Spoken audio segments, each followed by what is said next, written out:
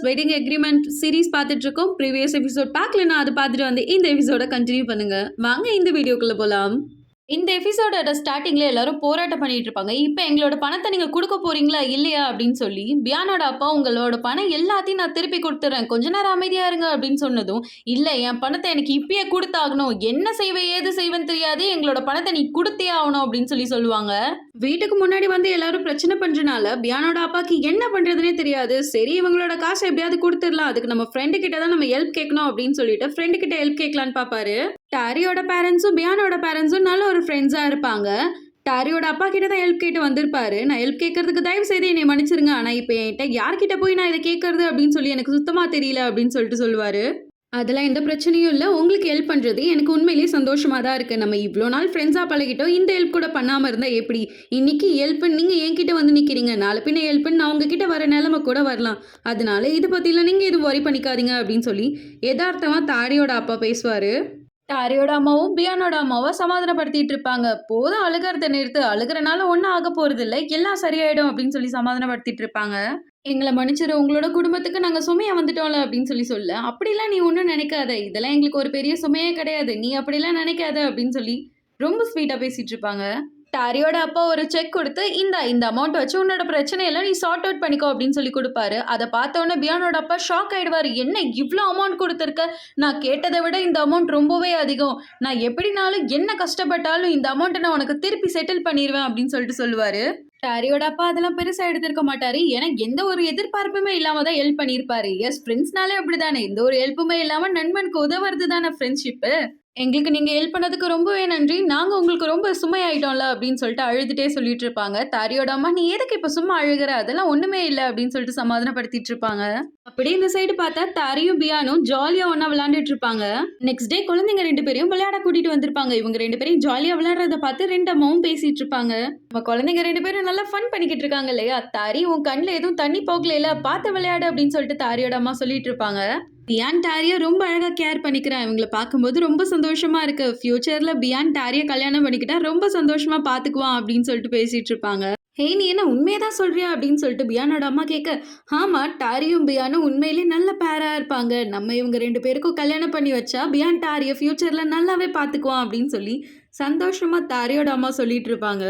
நீ சொல்றது உண்மைதான், கண்டிப்பா பியானும் டாரியும் நல்ல பேரா இருப்பாங்க அப்படின்னு சொல்லிக்கிட்டே பியான் டாரி இங்க வாங்க நான் அவங்க அம்மா கூப்பிட்டு, பியான் நீ டாரியை ஃபியூச்சர்ல நல்லா பார்த்துக்கணும், அவளை எந்த இடத்துலையும் கஷ்டப்படாம நீ சந்தோஷமா பார்த்துக்கணும், பார்த்துக்குவியா அப்படின்னு கேட்கும்போது பியானா கண்டிப்பா நல்லா பார்த்துக்குவேன் அப்படின்னு சொல்லிட்டு சொல்லுவான்.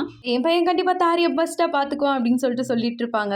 அப்படியே டாரியை காட்டுவாங்க. டாரி இப்போ ஹைஸ்கூல் போயிட்டு இருப்பா. டாரி அவங்க அம்மா அவங்க அப்பா 3 பேரும் கார்ல நல்லா ஜாலியா பேசிட்டு வந்துட்டு இருப்பாங்க. 2 பேரும் டாரியா பார்த்துட்டே வந்தனால முன்னாடி வந்த லாரியை கவனிக்காம விட்டுருவாங்க. ஸோ அந்த நேரத்தில் ஒரு பெரிய ஆக்சிடென்ட் ஆயிடும். ஸ்பாட்லேயே டாரியோட அம்மாவும் அப்பாவும் இறந்து போயிடுவாங்க. டாரி பேக் சீட்ல உட்காந்துட்டு இருந்தனால டாரி மட்டும் உயிர் தப்பிச்சிருவா. கண் முன்னாடியே அம்மாவும் அப்பாவும் இறந்து போனதை பார்த்து டாரி ரொம்பவே உடஞ்சு போயிடுவா. டாரியோட பேரண்ட்ஸ் இறந்து போனதுக்கு அப்புறம் பியானோட பேரண்ட்ஸ் டாரியை அவங்க வீட்டுக்கு கூட்டிட்டு போறதுக்காக வருவாங்க. நீங்க டாரிய உங்க வீட்டுல ஒரு பொண்ணா பாக்குறீங்க, அதனால அவளை நீங்க உங்க வீட்டுக்கு கூட்டிட்டு போறதுல எனக்கு சந்தோஷம்தான். ஆனா என் தம்பி இறந்து போனதுக்கு அப்புறம் டாரியா பாத்துக்க வேண்டிய முழு பொறுப்பு என்னோடது. அவளுக்கு எந்த கஷ்டமும் வராம எந்த துன்பமும் வராம கடைசி வரைக்கும் அவளுக்கு உறுதுணையா நான் அவளை பாத்துக்கிறதுக்கு நான் இருக்கேன் அப்படின்னு சொல்லிட்டு சொல்லுவாரு. அப்ப பியானோட அம்மா ஏதோ பேச வருவாங்க, ஆனா பியானோட அப்பா விட மாட்டாரு. சரி ஓகே, நீங்க சொல்றதெல்லாம் கரெக்டு தான், நீங்க கண்டிப்பா தாரியை நல்லா பாத்துக்குவீங்க, ஆனா ஃபியூச்சர்ல தாரிக்கு ஏதாவது ஹெல்ப்னா அவ எங்க வீட்டு பொண்ணு மாதிரி அவகிட்ட எந்த ஹெல்ப்னாலும் எங்க கிட்ட வந்து கேட்கலாம், அவளுக்கான எல்லா ஹெல்ப்பும் நாங்க பண்ணி தரோம் அப்படின்னு சொல்லி சொல்லுவாரு. டாரியை இவங்க வீட்டில் விட்டுட்டு போறது பியானோட அம்மாவுக்கு சுத்தமா விருப்பம் இல்லாம இருந்திருக்கும். அடுத்த காலேஜ்ல பிசினஸ் மேனேஜ்மெண்ட் டிகிரி தான் படிச்சிருப்பா, மெரிட்ல பாஸ் ஆயிருப்பா. ஸோ அதனால இவளை எல்லாரும் பாராட்டிட்டு இருப்பாங்க. இவளோட இந்த வெற்றியை அவங்களோட பேரண்ட்ஸும் ஃப்ரெண்ட்ஸும் நல்லாவே என்ஜாய் பண்ணிட்டு இருப்பாங்க. அடுத்து பெரியப்பா பெரியம்மா கிட்ட பேசிட்டு இருப்பா. எனக்கு உங்களை விட்டு போறதுல கொஞ்சம் கூட விருப்பமே இல்லை, நான் உங்க கூடயே இருக்கணும்னு தான் விருப்பப்படுறேன் அப்படின்னு சொல்லிட்டு சொல்லுவா. டாரி நான் சொல்றத கொஞ்சம் கேளு, நேத்து கூட பியானோட அம்மா வீட்டுக்கு வந்திருந்தாங்க, நீ கொஞ்சம் முன்னாடியே அவங்கள மீட் பண்றது நல்லது.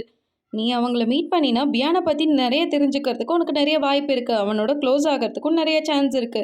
நானும் உன்னோட பெரியம்மாவும் உனக்கு நல்லது மட்டும் தான் நினைப்போம், உனக்கு விருப்பம் இல்லாத எந்த செயலுமே நாங்கள் செய்ய மாட்டோம், உனக்கு பிடிச்சிருந்தா மட்டும் இதுக்கு சொல்லு. அண்ட் பியானோட அம்மா இதை பற்றி தொடர்ந்து கேட்டுக்கிட்டே இருக்காங்க, அவங்க கிட்ட என்ன பதில் சொல்கிறதுன்னு கூட எங்களுக்கு தெரியல, அதனால உன்னோட முடிவை நீ சொல்லு அப்படின்னு சொல்லிட்டு இருப்பாரு.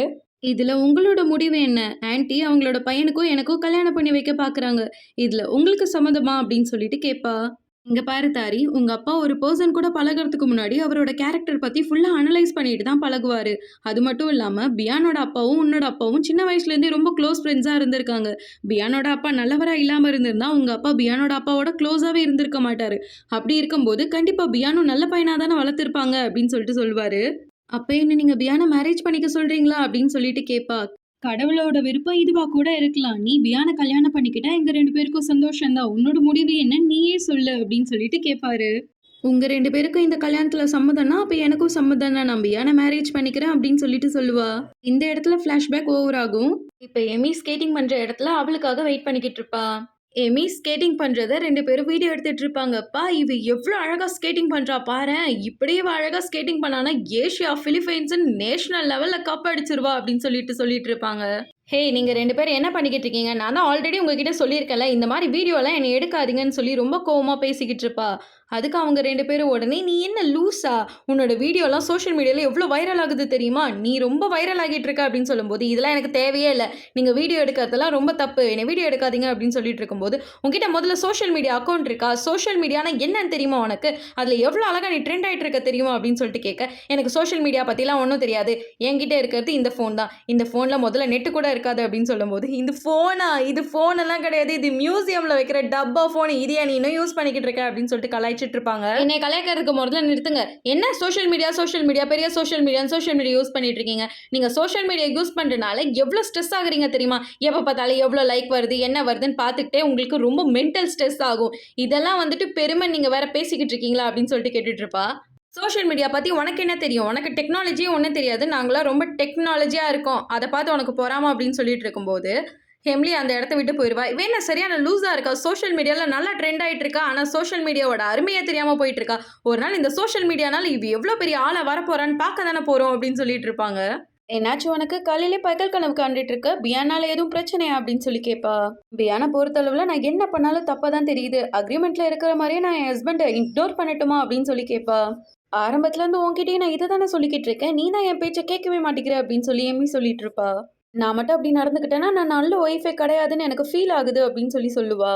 நீ ஏன் இப்படிலாம் நினைச்சிட்டு இருக்க?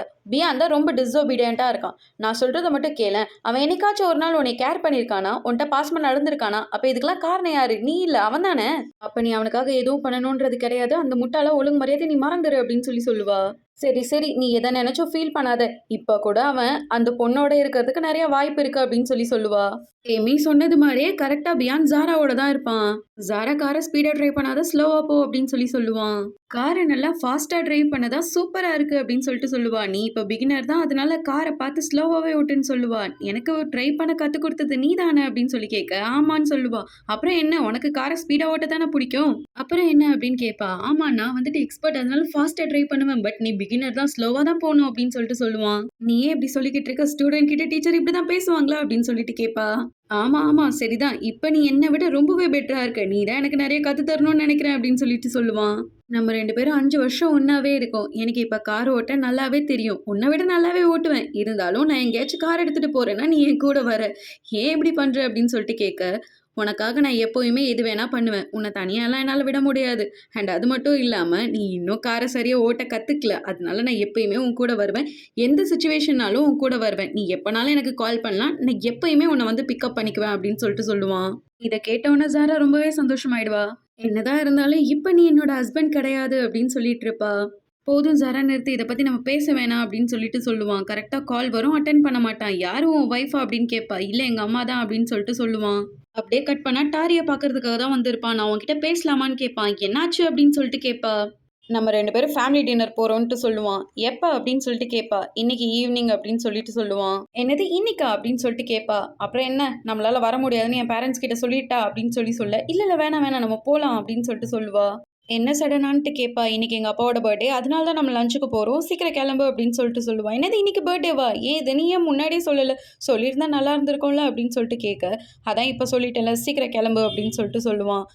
முன்னாடியே தெரிஞ்சிருந்தா நம்ம அப்பாவுக்கு கிஃப்ட் ஏதாவது வாங்கியிருக்கலாமே. சரி நம்ம என்ன கிஃப்ட் வாங்குறது அப்படின்னு சொல்லிட்டு கேட்க, நம்மளுக்கு எந்த கிஃப்ட்டும் வாங்கணுன்ற அவசியம் இல்ல. நம்ம அங்க போறோம், சாப்பிடுறோம், கிளம்புறோம், வரோம். அவ்வளோதான் அப்படின்னு சொல்லிட்டு கோவமா சொல்லிட்டு இருப்பான். சரி நான் போய் கிளம்புறேன் அப்படின்ட்டு சொல்லுவா. ஒரு நிமிஷம் இரு. நான் சொல்றத நல்லா கேளு. நம்ம வீட்ல நடக்கிற சிச்சுவேஷன் என் பேரண்ட்ஸ்க்கு தெரியவே கூடாது. அவங்கள பொறுத்தளவுக்கு நம்ம ரொம்ப சந்தோஷமா, ஹேப்பியா வாழ்ந்துட்டு இருக்கோம். எந்த சிச்சுவேஷன்லயும் நம்மளோட அக்ரீமெண்ட் பத்தியோ, நான் 1 இயர்ல உன்ன டிவோர்ஸ் பண்ணிருவேன்றத பத்தியோ அவங்களுக்கு தெரியவே கூடாது. அவங்க முன்னாடி நம்ம ஒரு நல்ல ஹஸ்பண்ட் அண்ட் ஒய்ஃபா இருக்கணும். என்ன புரிஞ்சுதா? அப்படின்னு சொல்லி கேட்க, புரிஞ்சுது அப்படின்னு சொல்லுவான். சரி ஒரு நிமிஷம் இரு நம்ம இத ட்ரை பண்ணி பார்த்துக்கலாம் அப்படின்னு சொல்லும்போது, என்ன ட்ரை பண்றது? அப்படின்னு சொல்லிட்டு கேட்பா.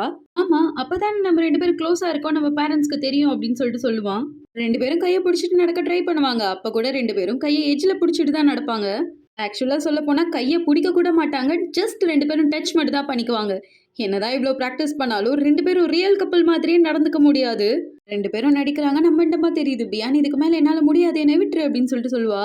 உன்னால இந்த ஒரு சின்ன விஷயத்த கூட பண்ண முடியாதுல்ல. நீ பண்றது ஆக்டிங்ன்னு நல்லா பச்சையா தெரியுது. நம்ம இப்படியே நடந்துக்கிட்டா நம்ம 2 பேரும் சந்தோஷமா இல்லன்னு நம்ம பேரண்ட்ஸ்க்கு தெரிஞ்சிரும். ஒழுங்கு மரியாதையா பிராக்டிஸ் பண்ண வா அப்படின்னு சொல்லிட்டு, பியான் போய் தாரியோட கைய டைட்டா புடிச்சுக்கிட்டு, இப்படிதான் புடிச்சு நடக்கணும். என்ன புரியுதா? கிட்டத்துல வா, பக்கத்துல வா. நம்ம இப்படிதான் நடந்து போகணும். அப்பதான் நம்ம உண்மையான ரியல் கப்பிள்ஸா தெரியுமோ. ஸ்மைல் பண்ணு. அப்பதான் கியூட்டா இருக்கும். இதே மாரி நடந்துக்கணும். இப்படிதான் நடக்கணும் அப்படின்னு சொல்லிட்டு பிராக்டிஸ் பண்ணிட்டு இருப்பாங்க. ஒரு வழியா பிராக்டிஸ் முடிஞ்சிரும். சொன்ன மாரி 2 பேரும் லஞ்சுக்கு போயிருவாங்க. என்னதான் கை பிடிச்சுட்டு நடந்தாலும், அவங்க 2 பேருக்கும் நடுவுல ஒரு பெரிய கேப் இருக்கும். அந்த நேரம்னு பார்த்து இவங்க ரிலேட்டிவ்ல ஒருத்தர் வந்து பேசுவாரு.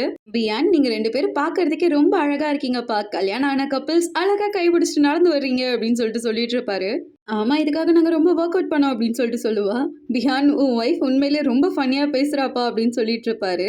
அத பார்த்ததும் பியானுக்கு செம்ம கோவம் வரும். "என்னடி பண்ணிக்கிட்டு இருக்கன்ற" மாரி ஒரு லுக் விட்டுட்டு இருப்பான். அந்த ரியாக்ஷன் அவர் நோட் பண்ணி யாரோ கூப்பிடுற மாரி அந்த இடத்துல இருந்து எஸ்கேப் ஆயிருவாரு. பியானோட அம்மா வந்துட்டு, "உங்க 2 பேரையும் பார்க்கறதுக்கு ரொம்ப சந்தோஷமா இருக்கு. 2 பேரும் ரொம்ப அழகா இருக்கீங்க" அப்படின்னு சொல்லுவாங்க. "அம்மா, நீங்களும் இன்னைக்கு பார்க்க ரொம்ப அழகா இருக்கீங்க" அப்படின்னு சொல்லுவான். "நான் என்ன பார்க்க அப்படியா இருக்கேன்?" அப்படின்னு சொல்லிட்டு கேட்க, "ஆமாம்மா, இன்னைக்கு நீங்க ரொம்ப அழகா இருக்கீங்க" அப்படின்னு சொல்லுவான். பியான், "உன்னோட அப்பா உனக்காக தான் வெயிட் பண்ணிட்டு இருக்காரு. அவர போய் பார்த்துட்டு வான்னு" சொல்லிட்டு அனுப்பி விட்டுருவாங்க. ஆக்சுவலி பியானோட அம்மாக்கு கேன்சர் ப்ராப்ளம் இருக்கும். அவங்கள பார்த்து, "அம்மா நல்லா இருக்கீங்களா?" அப்படின்னு சொல்லிட்டு கேட்டுட்டு இருப்பா. "நான் முன்ன விட இப்ப ரொம்பவே நல்லா இருக்கேன். என் ஹெல்த் நல்லா இம்ப்ரூவ் ஆகுது. ஆனா உன்ன தான் நாங்க ரொம்ப மிஸ் பண்றோம். ஏன் வீட்டுக்கு வரவே மாட்டேங்கிற?" அப்படின்னு சொல்லிட்டு கேட்பாங்க. வேலைன்னு இருக்கனால டைம் கிடைக்கவே இல்லம்மா அப்படின்னு சொல்லுவா. ஆமாம்மா, பியான் எப்பயுமே அப்படிதான். எப்ப பார்த்தாலும் வேலைன்னு சுத்திட்டே இருப்பான். எப்பவுமே இண்டிபெண்டன்ட்டா இருப்பான். உனக்காக அவன் டைம் ஸ்பெண்ட் பண்றானா அப்படின்னு கேட்பாங்க. ஆமாம்மா, அவருக்கு வீட்ல இருக்கறதா ரொம்ப பிடிக்கும் அப்படின்னு சொல்லுவா.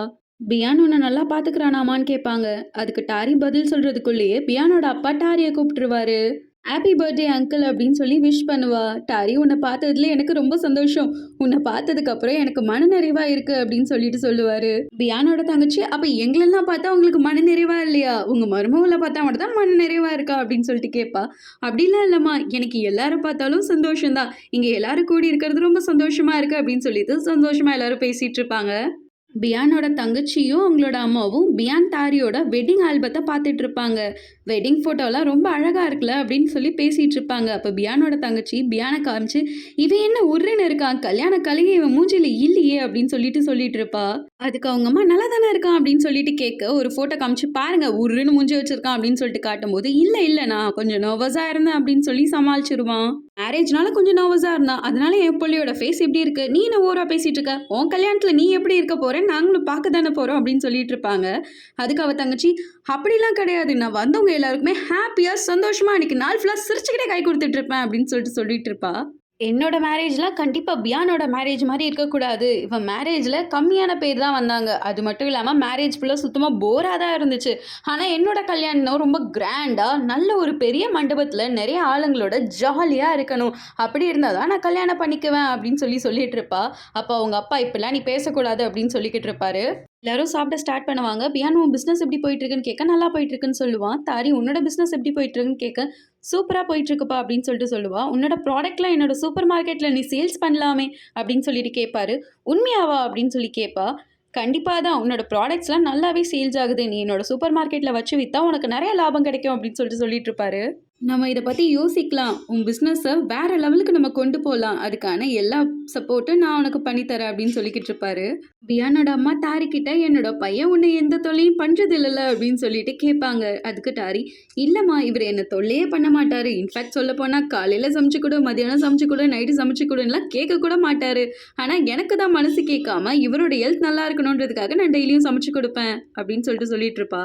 பியான், "டாரி உனக்கு ரொம்ப நல்லா சமைச்சு தருவா போல" அப்படின்னு சொல்லி கேட்க, "ஆமா, உண்மையிலே ரொம்ப நல்லா தான் சமைச்சு தருவா" அப்படின்னு சொல்லிட்டு சொல்லுவான். "சரி, டாரி சமைக்கிறதுலயே உனக்கு என்ன ரொம்ப பிடிக்கும்?" அப்படின்னு சொல்லிட்டு பியான் தங்கச்சி கேட்க, "இவன் தான் இதுவரைக்கும் டாரி சமைச்சு குடுத்த எதையுமே சாப்பிட்டதே இல்லையே! இவ சமைக்கிறதுல எனக்கு என்ன பிடிக்கும்?" அப்படின்னு சொல்லிட்டு மழுப்பிட்டே இருப்பான். அந்த நேரம் பார்த்து டாரி, "நான் சமைக்கிற எல்லாமே உனக்கு பிடிக்கும். ஸ்பெஷலா ஃப்ரைட் ரைஸ்னா ரொம்பவே பிடிக்கும்" அப்படின்னு சொல்லிட்டு இருப்பா. அதுக்கு அவன், "ஆமா, ஆமா, எனக்கு ஃப்ரைட் ரைஸ்னா ரொம்ப பிடிக்கும்" அப்படின்னு சொல்லிட்டு மழுப்பிட்டு இருப்பான். "பரவாயில்லையே! டாரி உனக்கு உண்மையிலேயே ரொம்ப நல்லா சமைச்சு குடுக்குறாங்க போல" அப்படின்னு சொல்லிட்டு இருப்பா. அதுக்கு உடனே, "ஆமாமா, என் பொண்டாட்டி எனக்கு ரொம்ப நல்லா சமைச்சு தருவா. அவ சமைச்சு தர எல்லாமே எனக்கு ரொம்ப பிடிக்கும். ஸ்பெஷலா அவ செய்ற ஃப்ரைட் ரைஸ்லாம் சொல்ல வார்த்தையே இல்ல" அப்படின்னு சொல்லிட்டு பேசிட்டு இருப்பான். டாரிக்கு பியான் நல்லா உருட்டுறான்னு தெரிஞ்சும், வேற வழி இல்லாம பியான் சொல்றதுக்கெல்லாம் சிரிச்சுட்டே மண்டையாட்டிட்டு இருப்பா. இவங்கலாம் பேசி சாப்பிட்டுட்டு இருக்கும்போது ஹாலிடே வருவான். வந்துட்டு "ஹேப்பி பர்த்டே அங்கிள்ன்னு" சொல்லுவான். "நீ ஏன் இன்னைக்கு இவ்ளோ லேட்டா வந்தன்னு?" சொல்லி கேட்கறதுக்கு, "அங்கிள் ரொம்ப டிராஃபிக்ல மாட்டிக்கிட்டேன். அதனால தான் லேட்டா வந்தேன்னு" சொல்லிட்டு சொல்லுவான். "சரி, நீ டாரிய மீட் பண்ணியிருக்கியா?" அப்படின்னு சொல்லி கேட்கும்போது, "ஆமா, நான் தான் பியானோட வெட்டிங்ல மீட் பண்ணனே" அப்படின்னு சொல்லிக்கிட்டு இருப்பான். டாரியும் ஹாலிடேவ பார்த்துட்டு ஹாய் சொல்லிட்டு இருப்பான். அந்த நேரம் பியான் பார்த்து டாரியோட கால நல்ல ஃபோர்ஸா மிதிச்சு விட்டுருவான். வலி தாங்க முடியாம டாரி கத்திருவா. "டாரிக்கு உடம்பு சரியில்ல" அப்படின்னு சொல்லிட்டு சொல்லுவான். "என்னாச்சும்மா? உண்மையிலே உனக்கு உடம்பு சரியில்லையா?" அப்படின்னு சொல்லிட்டு பியான் அம்மா கேட்க, "ஆமா, எனக்கு கொஞ்சம் ஹெல்த் முடியல" அப்படின்னு சொல்லிட்டு சொல்லுவா. "சரி, ஓகே, ஹெல்த்த பார்த்துக்கோங்க" அப்படின்னு சொல்லிட்டு சொல்லுவாங்க. "சரி, நாங்க இங்கருந்து கிளம்புறோம்" அப்படின்னு சொல்லிட்டு 2 பேரும் அங்கருந்து கிளம்பிருவாங்க.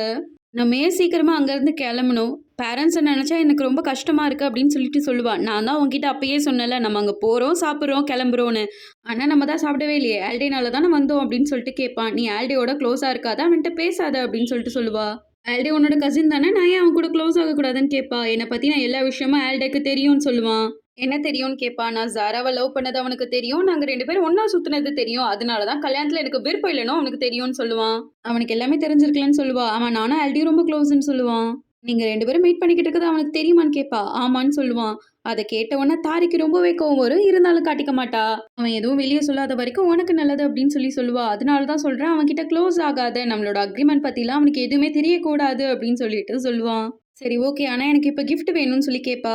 "என்னது கிஃப்ட்டா?" அப்படின்னு சொல்லிட்டு கேட்பான். "ஆமா, உன்னோட ஒய்ஃபா நான் பொய்யா நடிக்கிறதுக்காக எனக்கு கண்டிப்பா கிஃப்ட் வேணும்" அப்படின்னு சொல்லிட்டு கேட்பா. "சரி, ஓகே. என்ன வேணும்?" அப்படின்னு சொல்லி கேட்கும்போது, "உண்மையிலே நீ எனக்கு வாங்கி தர போறியா?" அப்படின்னு சொல்லிட்டு கேட்பா. "ஆமா, உனக்கு என்ன ஜுவல் வேணுமா? பேக் வேணுமா? என்ன வேணும்னு கேளு" அப்படின்னு சொல்லிட்டு சொல்லுவான். "என் கூட சேர்ந்து இப்பவே ஷாப்பிங் வா. வீட்டுக்கு நெறைய திங்ஸ் வாங்க வேண்டியது இருக்கு" அப்படின்னு சொல்லிட்டு சொல்லுவா. தெரியாத்தனமா இவ கிட்ட போய் வாங்கி தரேன்னு சொல்லிட்டேன். சரி, வேற வழி இல்ல, போவோம் அப்படின்னு சொல்லிட்டு கூட்டிட்டு போவான். எல்லாத்தையும் வாங்கிட்டியான்னு சொல்லி கேட்பான். இல்ல, இன்னும் கொஞ்சம் வாங்க வேண்டியது இருக்குன்னு சொல்லுவா. சரி, சீக்கிரம் வாங்கிட்டு வா அப்படின்னு சொல்லி எனக்கும் அவளுக்கும் சம்மந்தமே இல்லன்ற மாரி நின்னுட்டு இருப்பான். "சரி, நான் வாங்கிட்டு வரேன். நீ அந்த காட்ட மட்டும் கொஞ்சம் தள்ளு" அப்படின்னு சொல்லிட்டு சொல்லுவா. "அத நீயே பண்ண வேண்டியதானன்னு?" கேட்க, "எனக்கு உடம்பு சரியில்ல, நீயே தள்ளிட்டு வான்னு" சொல்லுவான். வேற வழி இல்லாம டென்ஷனா அந்த காட்ட தள்ளிட்டு வருவான். காட்டுல இருக்க திங்ஸ் எல்லாம் பார்த்துட்டு, "என்ன எனக்காக நீ ஒண்ணுமே வாங்கல? எல்லாம் உனக்கு புடிச்சதா இருக்கு" அப்படின்னு சொல்லிட்டு கேட்பா. "ஆமா, உனக்கு என்ன பிடிக்கும்னு எனக்கு தெரியாதுல்ல. உனக்கு என்ன தேவைன்றதே எனக்கு தெரியாது. அதனால தான் நான் எதுவும் வாங்கலன்னு" சொன்னதும், "சரி, சரி, எனக்கு தேவையானத நானே எடுத்துக்கிறேன்" அப்படின்னு சொல்லிட்டு கோவமா போயிடுவான். பியானோட கைய பிடிப்பா. பியான் தட்டி விட்டுருவான். "நம்ம சாப்பிட போலாமான்னு?" கேட்பா. "சாப்பிடலாம் ஒண்ணும் போ தேவையில்ல. நம்ம வீட்டுக்கு போலாம்" அப்படின்னு சொல்லிட்டு சொல்லுவான். "நான் வீட்டுக்கு போய் உனக்கு ஃபுட் ஆர்டர் பண்றேன்" அப்படின்னு சொல்லிட்டு சொல்லுவான். இந்த மால்ல ஒரு ரெஸ்டாரண்ட் இருக்கும். அந்த ரெஸ்டாரண்ட் நல்லாருக்கும். "நம்ம அங்க போலாமே" அப்படின்னு சொல்லிட்டு கேட்கும்போது, "இந்த திங்ஸ் எல்லாம் என்ன பண்றது?" அப்படின்னு சொல்லிட்டு கேட்பான். "இதெல்லாம் நம்ம கார்ல வச்சுட்டு நம்ம போலாமே ப்ளீஸ்" அப்படின்னு சொல்லி கேட்கும்போது, "சரி, ஓகே, நான் திங்ஸ் எல்லாம் கார்ல வச்சுட்டு வரேன். நீ ரெஸ்டாரண்ட்டுக்கு போ" அப்படின்னு சொல்லிட்டு சொல்லுவா. "சீரியஸாவா?" அப்படின்னு சொல்லிட்டு கேட்பா. "சீரியஸா தான்" அப்படின்னு சொல்லிட்டு கைய தட்டி விட்டு போயிருவான். ரியானோட சாப்பிட போறத நெனச்சு தாரிக்கு ரொம்ப சந்தோஷமா போயிரும். ஹாட் ஃபுட் சாப்பிடலான்னு வந்திருப்பா. அதனால எல்லா இன்கிரீடியன்ட்டும் வாங்கி ரெடியா வச்சிருப்பா. பியான்காக வெயிட் பண்ணுவா. ஆனா பியான் கிட்ட இருந்து ஒரு மெசேஜோ, காலோ கூட வராது. ரெஸ்டாரண்ட்டுக்கு வந்தவங்க எல்லாருமே வந்து சாப்பிட்டுட்டு ஒருத்தவங்களா கிளம்பி போயிட்டு இருப்பாங்க. பட் டாரி மட்டும் பியானுக்காக அவன் வருவான்னு அங்கேயே ரொம்ப நேரமா வெயிட் பண்ணிட்டு இருந்திருப்பா. டாரிய ஹோட்டல்ல வெயிட் பண்ண சொல்லிட்டு பியான் சாராவ பார்க்க வந்திருப்பான். சாரா ஒரு ஆக்சிடென்ட் பண்ணியிருப்பா. "நாளைக்கு காலைல எனக்கு தெரிஞ்ச ஒரு மெக்கானிக்க வச்சு உங்களோட கார சரி பண்ணி தரேன்" அப்படின்னு சொல்லிட்டு சொல்லுவான். சரி, ஓகே, நாளைக்கு கால் பண்ணுங்கன்னு சொல்லுவாரு. கண்டிப்பான்னு சொல்லுவான். அப்புறம் ஜாராவ பார்த்து, "இனிமேட்டாவது கால ஒழுங்கா டிரைவ் பண்ணு" அப்படின்னு சொல்லிட்டு வார்ன் பண்ணிட்டு போவாரு. ஜாரா கிட்ட வந்து, "நான் உன்கிட்ட ஸ்லோவா கார டிரைவ் பண்ண சொன்னேன்ல, நல்ல வேளை உனக்கு எதுவும் ஆகல. அதுவரைக்கும் எனக்கு ரொம்ப சந்தோஷம் தான்னு" சொல்லுவான். "நான் எப்பலாம் லோன்லியா ஃபீல் பண்றேனோ, அப்பதான் ஸ்பீடா டிரைவ் பண்ணுவேன். உன்ன வேற பார்த்து ரொம்ப நாள் ஆச்சா, அதனால தான்" அப்படின்ட்டு சொல்லுவா. "சரி, ஓகே, வீடு வரைக்கும் நான் உன்ன வந்து டிராப் பண்றேன். நீ கார ஸ்டார்ட் பண்ணு. உன்ன நான் காருக்கு பின்னாடியே ஃபாலோ பண்ணிட்டு வரேன்" அப்படின்னு சொல்லிட்டு சொல்லுவான். சரி, நம்ம சாப்பிட போலாமான்னு கேட்பா. "சரி, வா போலாம். ஆனா கார ஸ்லோவா டிரைவ் பண்ணணும்" அப்படின்னு சொல்லுவான். "நீ என் கூட இருக்கும்போது நான் கண்டிப்பா ஸ்லோவா தான் டிரைவ் பண்ணுவேன்" அப்படின்னு சொல்லிட்டு சொல்லுவா. ஜாராவோட காரை ஃபாலோ பண்ணிட்டே போவான். டாரிக்கிட்ட காலே பண்ண மாட்டான். டாரி கால் பண்ணி, "பியான் என்ன ஆச்சு? நான் உனக்காக ரொம்ப நேரமா இங்க வெயிட் பண்ணிக்கிட்டு இருக்கேன்" அப்படின்னு சொல்லுவா. "நான் ஜாராவ பார்க்கறதுக்காக வந்திருக்கேன். நானும் ஜாராவும் சாப்பிட போறோம். நீ மட்டும் சாப்பிட்டுட்டு அங்கருந்து கிளம்பிரு" அப்படின்னு சொல்லுவான். மேடம் ஷாப் க்ளோஸ் பண்ற டைம் ஆயிடுச்சு. நீங்க கிளம்புறீங்களா? அப்படின்னு கேட்பாங்க. சரி ஓகேன்னு சொல்லிட்டு அந்த இடத்துலயே உட்காந்து தேம்பி தேம்பி அழுக ஆரம்பிச்சுருவா. பியான் பண்ணது இவளால தாங்கிக்கவே முடியாது. பியான் வீட்டுக்கு வருவான். டாரி, "பியான் நான் உன்கிட்ட பேசணும்" அப்படின்னு சொல்லுவான். "நான் ரொம்ப டயர்டா இருக்கேன். எதா இருந்தாலும் நாளைக்கு பேசிக்கலாம்" அப்படின்னு போவா. கைய புடிச்சு, "நான் மேரேஜ் அக்ரீமெண்ட் பத்தி பேசணும்" அப்படின்னு சொல்லுவான். "மேரேஜ் அக்ரீமெண்ட்டா? அதுல உனக்கு பேச என்ன இருக்கு?" அப்படின்னு கேட்பா. "நீ எந்த பொண்ணையும் மீட் பண்ணக்கூடாது. ஜாராவா?" அப்படின்னு கேட்பான். "ஆமா, நீ இனிமேட்டு ஜாராவ மீட் பண்ணக்கூடாது" அப்படின்னு சொல்லுவா. "அத பத்தி நீ கேட்காத" அப்படின்னு சொல்லுவான். "நான் கேட்பேன். அக்ரீமெண்ட் ஞாபகம் இருக்குல்ல? அத பத்திலாம் நீ கேட்கக்கூடாது. நான் ஜாராவ மீட் பண்ணுவேன்" அப்படின்னு சொல்லுவான். "நம்ம 2 பேருக்கும் மேரேஜ் ஆயிடுச்சு. தெரியும். அதுக்கு என்னன்னு?" கேட்பான். "நீ இந்த நேரம்னு பார்த்து யார் கூடயாவது சுத்திட்டு இருக்கறத யாராச்சும் பார்த்தாங்கன்னா என்ன நெனைப்பாங்க? பேரண்ட்ஸ பத்தி ஏதாவது நீ யோசிச்சு பார்க்குறியா? அவங்களுக்கு இதெல்லாம் தெரிஞ்சா அவங்க என்ன நெனைப்பாங்க?" அப்படின்னு கேட்பா. "அதெல்லாம் நான் பார்த்துக்கிறேன். அத பத்தி நீ கவலைப்படாத" அப்படின்னு சொல்லுவான். "இங்க பாரு டாரி, நம்மளுக்கு நடந்தது அரேஞ்ச் மேரேஜ். நான் உன்ன விருப்பப்பட்டு மேரேஜ் பண்ணிக்கல. என்ன ஃபோர்ஸ் பண்ணி தான் கல்யாணம் பண்ணிக்க சொன்னாங்க. அதனால எனக்கு உன் மேல லவ்லாம் எதுவுமே இல்ல. என்னோட வழியில குறுக்க வராத. என்ன பிரச்சனைனாலும் நான் பார்த்துக்கிறேன். நீ எதுவும் கன்சிடர் பண்ணாத" அப்படின்னு சொல்லுவான். "என்னதான் நம்மளோட மேரேஜ் அரேஞ்ச் மேரேஜா இருந்தாலும் நம்ம பேரண்ட்ஸ் பத்தி கொஞ்சம் திங்க் பண்ணணும்ல" அப்படின்னு கேட்பான். "அதெல்லாம் என்னால திங்க் பண்ண முடியாது. நான் அக்ரீமெண்ட்ல குடுத்த மாரி நீ நடந்துக்கோ அவ்வளோதான். அப்படியும் உனக்கு விருப்பம் இல்லன்னா, இப்பயே கோர்ட்டுக்கு போய் என்ன டிவோர்ஸ் பண்ணிட்டு போயிரு" அப்படின்னு திமிரா பேச ஆரம்பிச்சுருவான். பேசிட்டு அவன் பாட்டுக்கும் அவன் ரூமுக்கு போயிருவான். ஆனா இத கேட்ட தாரிக்கே மனசு ரொம்பவே உடைஞ்சு போயிரும். அவ நெனச்சிருந்தா இப்பவே அவ வீட்ட விட்டு போயிருக்கலாம். ஆனா பேரண்ட்ஸ பத்தி திங்க் பண்ணிட்டு அவ வீட்லயே இருப்பா. மறுநாள் காலையில பியான் டாரி கிட்ட வந்து, "நீ சொன்னத யோசிச்சு பார்த்தேன். நான் அந்த மாரி நடந்துக்கிறேன்" அப்படின்னு சொல்லுவான். "என்ன இதுக்கப்புறம் நீ ஜாராவ மீட் பண்ண மாட்ட தானே?" அப்படின்னு கேட்பா. "அப்படி இல்ல. நானும் ஜாராவும் இனிமேட்டு பப்ளிக் பிளேஸ்ல மீட் பண்ண மாட்டோம்" அப்படின்னு சொல்லுவா. "இத நான் எப்படி நம்புறது?" அப்படின்னு கேட்பான். "இனிமேட்டு உண்மையா நாங்க பப்ளிக் பிளேஸ்ல மீட் பண்ண மாட்டோம்" அப்படின்னு சொல்லுவான். திரும்பி, "நான் எப்படி நம்புறது?" அப்படின்னு கேட்பா. "பண்ண மாட்டோம்னா பண்ண மாட்டோம் தான். நாங்க கேர்ஃபுல்லா இருக்கோம்" அப்படின்னு சொல்லுவான். "சொன்ன வாக்க மீறிட்டேன்னா நீ எனக்கு காம்பன்சேஷன் குடுக்கணும்னு" சொல்லுவா. "என்ன காம்பன்சேஷன்?" அப்படின்னு கேட்கும்போது, "அது என்னன்னு தெரியாது. பட் காம்பன்சேஷன் குடுத்தே ஆகணும்னு" சொல்லுவா. "சரி ஓகே, நான் காம்பன்சேஷன் குடுக்குறேன். இப்ப நான் வீட்ட விட்டு வெளிய போறேன்" அப்படின்னு வெளிய கிளம்புவான். "பேக்க மாட்டிட்டு நீ எங்க போற?" அப்படின்னு கேட்கும்போது, "நான் வெளிய என் ஃப்ரெண்ட்ஸோட விளையாட போறேன்" அப்படின்னு சொல்லுவான். "இல்ல நீ எங்கேயும் போகக்கூடாது. இன்னைக்கு என்னோட பெரியப்பா, பெரியம்மா வீட்டுக்கு வராங்க" அப்படின்னு சொல்லுவா. "உங்க பெரியம்மா, பெரியப்பா வீட்டுக்கு வர்றது கூட சொல்ல மாட்டல்ல நீ" அப்படின்னு கேட்பான். "சரி பரவால்ல. அவங்க வந்தா அவங்களுக்கு நான் ஆய் சொன்னேன்னு சொல்லிடு. இப்ப நான் கிளம்புறேன். நான் மட்டும் இப்ப கிளம்பலன்னா என் ஃப்ரெண்ட்ஸ் கோவிச்சுக்குவாங்க" அப்படின்னு சொல்லுவான். "ப்ளீஸ் தயவு செய்து இன்னைக்கு ஒரு நாள் மட்டும் வீட்ல இரு. அவங்க வரும்போது நீ வீட்ல இல்லன்னா அவங்க என்ன நெனைப்பாங்க? தயவு செய்து எங்கேயும் போகாதன்னு" சொல்லுவா. ஆனா அவன் கேட்காம "நான் போறேன்" அப்படின்னு கிளம்புவான். கரெக்ட்டா வீட்ட விட்டு வெளிய போகும்போது அவங்க பெரியப்பாவும், பெரியம்மாவும் வந்துருவாங்க. பியானா பார்த்ததும், "பெரியப்பா நல்லா இருக்கியாப்பா?" அப்படின்னு நல்லா விசாரிச்சுட்டு இருப்பாரு. தாரி அங்கருந்து வந்து, அவங்க அம்மாவ பார்த்ததும் கட்டிப்புடிச்சு அழுக ஆரம்பிச்சுருவா. "இங்க பாரேன், இன்னும் சின்ன குழந்தை மாரி நடந்துகிட்டு இருக்கா" அப்படின்னு பேசிட்டு இருப்பாங்க. "தாரி நீ குழந்தை மாரி அழுகக்கூடாது. உன் ஹஸ்பண்ட் பார்க்குறாரு" அப்படின்னு அவங்க அம்மா சொல்லிட்டு இருப்பாங்க. பியான் நல்லா இருக்கியாப்பான்னு பியான் கிட்டயும் விசாரிச்சுட்டு இருப்பாங்க. "நான் நல்லா இருக்கேன்" அப்படின்னு சொல்லிட்டு இருப்பான். டாரியோட அப்பா பியான் கிட்ட, "எங்களோட லக்கேஜ் வெளிய இருக்கு. எடுத்துட்டு வரியாப்பா?" அப்படின்னு கேட்பாரு. "நாங்க இன்னைக்கு நைட் இங்க தான் ஸ்டே பண்ண போறோம். உங்களுக்கு ஓகேவா?" அப்படின்னு கேட்பாரு. இத கேட்ட உடனே தாரிக்கு ரொம்பவே சந்தோஷமா போயிடும். அவ ஓகே இங்கேயே ஸ்டே பண்ணுங்க அப்படின்னு சிரிச்சுக்கிட்டே சொல்லிக்கிட்டு இருப்பா. இவங்க 2 பேரும் இங்க தங்குறது பியானுக்கு சுத்தமா விருப்பம் இல்லனாலும், "சந்தோஷமா தங்கிக்கோங்க" அப்படின்னு சொல்லிக்கிட்டு இருப்பான். அவங்களோட லக்கேஜ் எல்லாம் உள்ள எடுத்துட்டு வந்து வச்சுட்டு, "ஒரு நிமிஷம் இருங்க நான் வந்துடுறேன்" அப்படின்னு அங்க போய், "டாரி கொஞ்சம் மேல வா" அப்படின்னு சிக்னல் காட்டுவான்.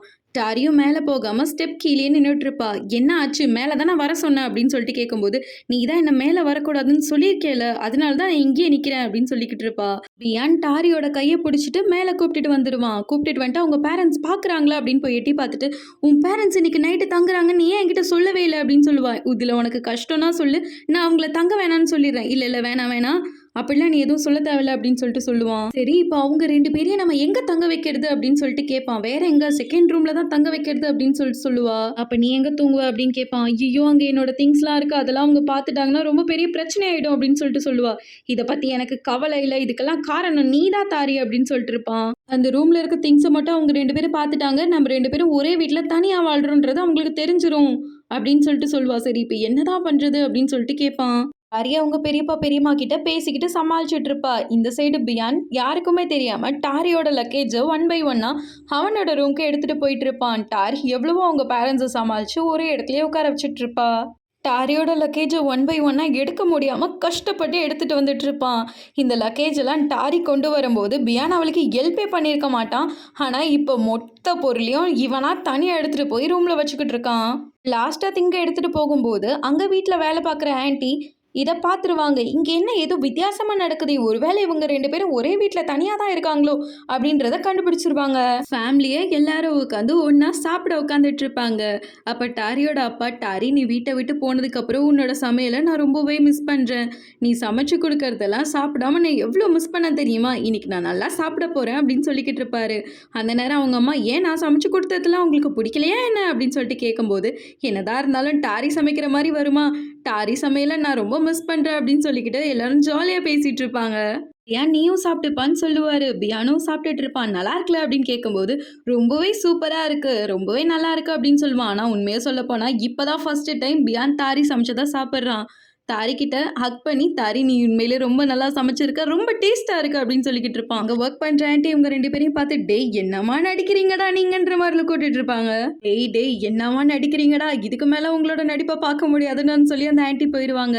என்னதான் பியான் பொய்யா நடித்தாலும் டாரி சமைச்சதை பியான் சாப்பிட்றத பார்த்துட்டு டாரிக்கு ரொம்ப சந்தோஷமாக போயிடும். அம்மாவை ரூமுக்கு கூட்டிகிட்டு வருவா. இது யாரோட ரூம்னு கேட்பாங்க. இது கெஸ்ட் ரூம், அப்பப்போ நான் இதை யூஸ் பண்ணிக்குவேன் அப்படின்னு சொல்லிட்டு சொல்லுவா. டாரி பியானோட நீ சந்தோஷமாக தானே இருக்க அப்படின்னு சொல்லிட்டு கேட்பாங்க. ஆமாம்மா உண்மையிலே ரொம்ப சந்தோஷமாக இருக்கேன். பியான் ரொம்ப கைண்ட் பர்சன், என்னை ரொம்பவே நல்லாவே பார்த்துக்கிறாரு. அவர் ஃபேமிலி மெம்பர்ஸும் என்கிட்ட ரொம்ப கைண்டாக இருக்காங்க அப்படின்னு சொல்லிட்டு சொல்லுவா. டாரி உனக்கு அரேஞ்ச் மேரேஜ் பண்ணி வைக்கும்போது நான் ரொம்ப பயந்துட்டே இருந்தேன். எங்கே நீ சந்தோஷமாக இல்லாமல் போயிடுவேன்னு நான் பயந்துட்டு இருந்தேன். ஆனால் இப்போ நீங்கள் 2 பேரும் சந்தோஷமாக இருக்கிறத பார்த்தது எனக்கு சந்தோஷமாக இருக்குது. நான் நினச்சது தப்புன்னு எனக்கு புரிய வச்சுட்டேன். நானும் அரேஞ்ச் மேரேஜ் தான். ஆனால் நான் உங்கள் பெரியப்பாவை மேரேஜ் பண்ணிக்கும் போது ஸ்டார்டிங்கில் 2 பேரும் தனித்தனி ரூமில் தான் தூங்குவோம் அப்படின்னு சொல்லுவாங்க.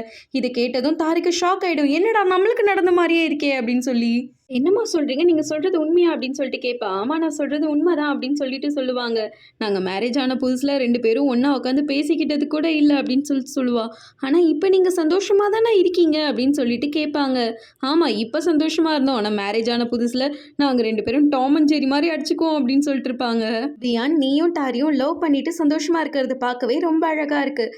நானும் என் ஒய்ஃபும் டாரிக்கு அரேஞ்ச் மேரேஜ் பண்ணும்போது ரொம்ப பயந்துட்டு இருந்தோம். ஆனால் நீ டாரியை உண்மையிலே ரொம்ப நல்லா பார்த்துக்கிட்டு இருக்க, எனக்கு அதை பார்க்கும்போது ரொம்ப சந்தோஷமா இருக்கு அப்படின்னு சொல்லுவாரு. அப்படியே பெரியம்மாவை காட்டுவாங்க. பெரியம்மா உங்க பெரியப்பா என் மேல நல்ல பாசமா தான் இருந்தாரு. ஆனா எனக்கு தான் அவர் மேல சுத்தமா லவ்வே இல்ல. நான் கேட்டது எல்லாத்தையும் உங்க பெரியப்பா எனக்கு கொடுத்தாரு. ஆனா ஒண்ணே ஒண்ணு மட்டும் அவர் கொடுக்க மறுத்துட்டாரு அப்படின்னு சொல்லுவாங்க. அவர் என்ன கொடுக்க மறுத்தாரு அப்படின்னு சொல்லிட்டு கேட்பா. வேற என்ன, டிவோர்ஸ் தான்.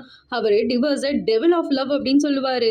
யாரோ ஒருத்தவங்க ரொம்ப லவ் பண்றாங்களோ அவங்கள பிரிக்கிறதுக்காக இந்த டெவில் டிவோர்ஸ்ன்ற ஒண்ணு எடுத்துட்டு வரும்.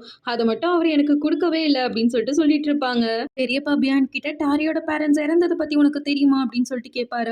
தெரியும், டாரி கொஞ்சம் சொல்லியிருக்கா அப்படின்னு சொல்லிட்டு சமாளிச்சுட்டு இருப்பான். அப்ப டாரி ஹை ஸ்கூல் படிச்சுட்டு இருந்தா. ஒரு கார் ஆக்சிடென்ட்ல டாரியோட கண் முன்னாடியே அவங்க அப்பாவும் அவங்க அம்மாவும் இறந்து போயிட்டாங்க. அந்த ஆக்சிடென்ட்க்கு அப்புறம் ஒரு வருஷம் டாரி கார்ல ஏறவே அவ்வளோ பயப்படுவா. அந்த ட்ராமாவில துரத்துக்கிட்டே இருந்துச்சு. ரொம்ப டிப்ரெஷனுக்கு போயிட்டா. அவங்க அம்மா அப்பாவை அவ கண்ணு முன்னாடி இழந்தது அந்த பிள்ளையால தாங்கிக்கவே முடியல. அதுக்கப்புறம் கஷ்டப்பட்டு அவளை வெளியே கொண்டு வந்தோம் அப்படின்னு சொல்லிக்கிட்டு இருப்பாரு. இப்பதான் பியானுக்கு டாரியோட அம்மா அப்பா எப்படி இறந்தாங்கன்ற விஷயமே தெரியும். அப்படியே பெரியம்மாவை காட்டுவாங்க. டாரி எனக்கு மேரேஜ் ஆன புதுசில் நான் ரொம்ப அடமெண்ட்டாகவும் ரொம்ப ஆட்டிடியூடாகவும் செம கோவக்காரியாகவும் இருந்தேன். உங்கள் பெரியப்பா மேலே ரொம்ப எரிஞ்சு விழுவேன். ஆனால் அவர் ரொம்ப காமாகவும் ஸ்மார்ட்டாகவும் எல்லா விஷயத்தையும் ஹேண்டில் பண்ணிகிட்டு இருப்பார். அவர் என் மேலே லவ் நிறையா காட்டினாரு. ஆனால் நான் அதெல்லாம் கொஞ்சம் கூட மதிக்கவே இல்லை. நாட்கள் போக போக அவரோட லவ் எனக்கு புரிய ஆரம்பிச்சது. நான் என்ன தான் கத்திக்கிட்டு இருந்தாலும் அவரோட லவ் அதெல்லாம் ஓவர்டேக் பண்ணிடும். நாள் போக போக எனக்கும் அவர் மேலே காதல் வந்துருச்சு. அந்த காதல் இன்னும் வரைக்கும் தொடர்ந்துட்டு இருக்கு அப்படின்னு சொல்லிட்டு இருப்பாங்க. பெரியப்பா பியான் கிட்ட எனக்கும் என்னோட ஒய்ஃபுக்கும் குழந்தை இல்லைன்னு உனக்கு தெரியும்லன்னு சொல்லுவார். ஆமாம் தெரியும் அப்படின்னு சொல்லிட்டு சொல்லுவான். ஆனால் டாரி வந்ததுக்கப்புறம் எங்களுக்கு அந்த பிரச்சனையே இல்லை. டாரியை நாங்கள் எங்கள் சொந்த பிள்ளையாக பார்த்தோம். டாரி மேலே நாங்கள் எல்லா அன்பையும் கொட்டினோம். ஒரு கட்டத்தில் அவளுக்கு மேரேஜ் பண்ணி கொடுக்கும்போது என்ன ஆக போகுதுன்னு சொல்லிட்டு ரொம்ப பயந்துட்டு இருந்தோம். ஆனால் உனக்கு கல்யாணம் பண்ணி கொடுத்ததுக்கப்புறம் எனக்கு அந்த பிரச்சனையே இல்லை. நீ டாரியை பார்த்துக்கிற விதம் எனக்கு ரொம்பவே பிடிச்சிருக்கு. நம்மளோட பிள்ளைய ஒரு நல்ல பையனுக்கு கல்யாணம் பண்ணி கொடுத்துருக்கோன்னு எனக்கு ரொம்ப சந்தோஷமா இருக்கு அப்படின்னு சொல்லிட்டு இருப்பாரு. ஆனா டாரி நீ அப்படி இல்லை, நீங்க 2 பேரும் ஒரே ரூம்ல தூங்குறது எனக்கு சந்தோஷமா இருக்கு அப்படின்னு சொல்லிட்டு இருப்பாங்க. டாரி பாத்திரம் கழுவிட்டு இருப்பா. பியான் அதை தொடச்சு வச்சுட்டு இருப்பான். அவங்க 2 பேரையும் பார்க்கும்போது ரொம்ப சந்தோஷமா இருக்கு. பியான் நீ டாரிக்கு ஹெல்ப் பண்றது ரொம்ப அழகா இருக்கு. இப்படிதான் நீங்க 2 பேரும் எல்லா வேலையும் சேர்ந்து செய்யணும் அப்படின்னு சொல்லிட்டு இருப்பாங்க. சரி நீங்க பேசிட்டு இருங்க, எங்க 2 பேருக்கும் வயசாயிடுச்சுல, அதனால நாங்க போய் சீக்கிரம் தூங்க போறோம். உங்களுக்கு குட் நைட் அப்படின்னு சொல்லிட்டு பெரியப்பாவும் பெரியம்மாவும் கிச்சன்லேருந்து கிளம்பிடுவாங்க.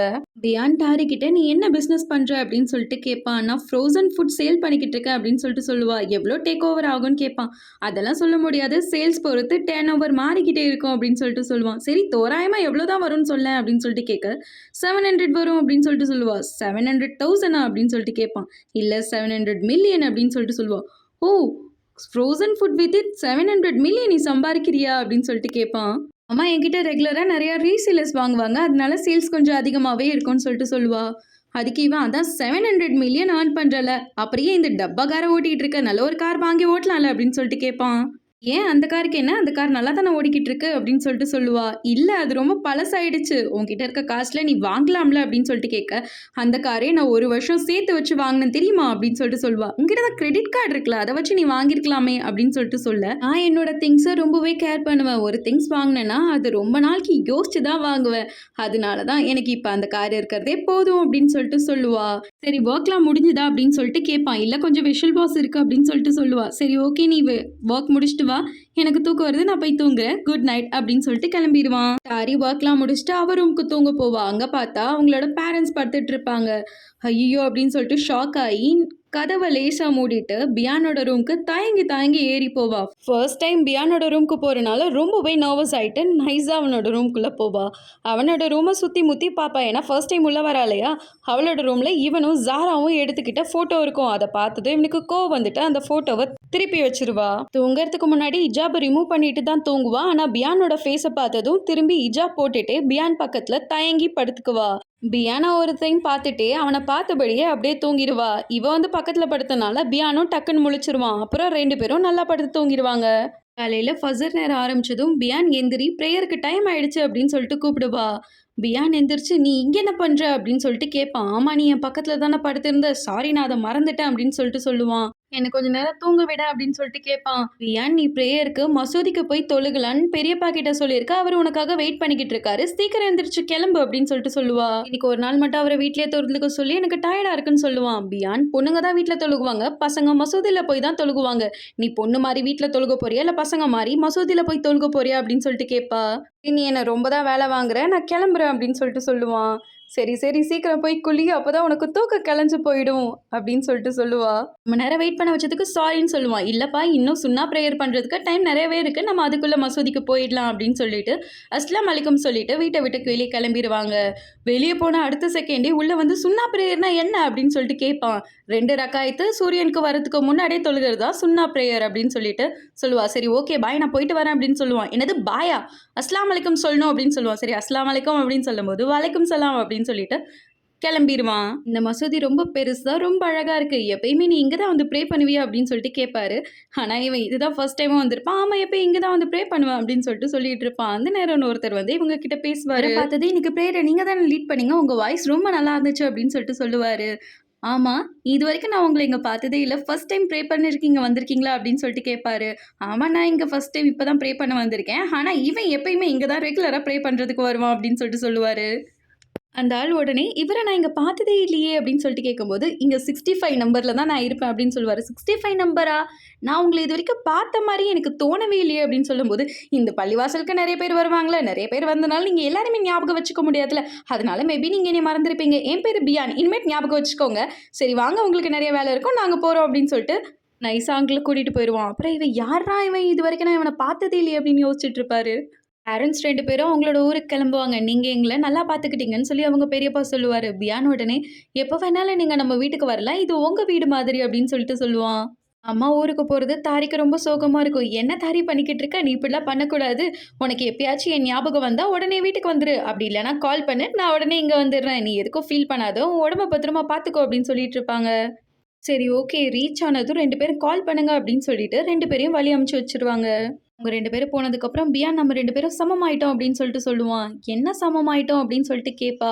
ஆமாம் என் அப்பா பர்த்டே அன்னைக்கு நீ எனக்கு ஒய்ஃப் மாதிரி நடித்த, இப்போ உன்னோட பேரண்ட்ஸ் வந்த உடனே நான் உனக்கு ஹஸ்பண்ட் மாதிரி நடித்தேன், அப்போ 2 பேரும் சமம் தானே அப்படின்னு சொல்லிட்டு சொல்லுவான். நான் ஒன்றும் நடிக்கல அப்படின்னு சொல்லிட்டு தாரி சொல்லுவா. சரி ஓகே நான் கிளம்புறேன் அப்படின்னு கிளம்புவான். எங்கே போகிறேன் அப்படின்னு சொல்லி கேட்டதும் நான் ஜாராவை பார்க்க போகிறேன் அப்படின்னு சொல்லிட்டு சொல்லுவான்.